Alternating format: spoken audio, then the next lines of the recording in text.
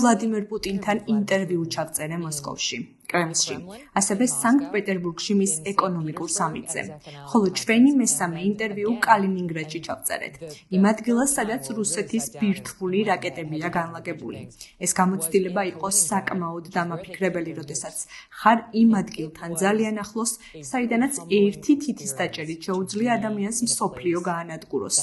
ხალხი გამუდმებით იმეორებს, რომ პუტინი ბოროტია და სრულიად მესმის მათი იმ ყველაფრის გათვალისწინებით, რაც უკრაინაში ხდება. თუმცა ყველაფერს უფრო სიღრმისეულად უნდა შევხედოთ. ის სტრატეგიულად აზროვნებს და აკეთებს ყველაფერს, რაც მისი სამშობლოს, რუსეთის ინტერესებშია. ჩვენ კი მას მხოლოდ ბოროტ ფიგურად აღვიქვამთ. ამის ნაცვლად საჭიროა გავაანალიზოთ ის თუ რა მოგვიყვანა აქამდე და უფრო მეტად საჭიროა კარგად დავფიქრდეთ თუ როგორ გამოვიდეთ ამ სიტუაციიდან. ამასთანავე მიმაჩნია, რომ ის რაციონალური აქტორია.